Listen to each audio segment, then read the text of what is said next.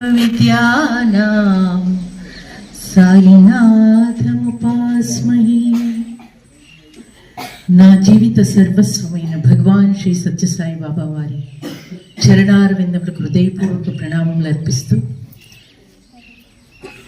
Shri C V Raman junior college principal గారైన శ్రీ జయరామన్ గారికి దక్కిన ఉపన్యాసక బృందానికి, అలాగే ఆసీనులైన సాయి కుటుంబ సభ్యులకు, ముఖ్యంగా ఎవరి కోసమైతే మేము ఇక్కడికి విచ్చేసామో ఈ విద్యార్థి బృందానికి అందరికీ కూడా శుభాభినందనలు, శుభాకాంక్షలు. మీరంతా చాలా చురుగ్గా ఉన్నట్టున్నారు, చాలా చక్కగా మాట్లాడుకుంటూ ఉన్నారు.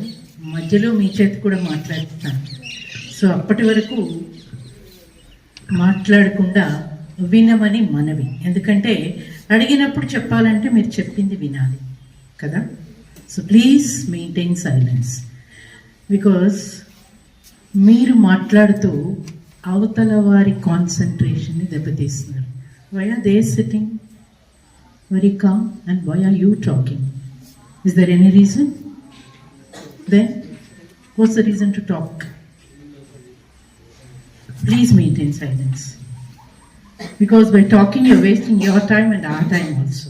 We're all not sitting here and we are not come here to enjoy fun or something, isn't it? So please pay the attention and be concentrated.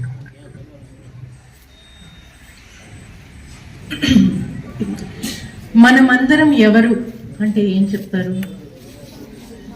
First yes, human beings, మానవులం కదా. మరి మానవులు అనడానికి కేవలం మన ఆకారం ఒకటేనా? కాదు.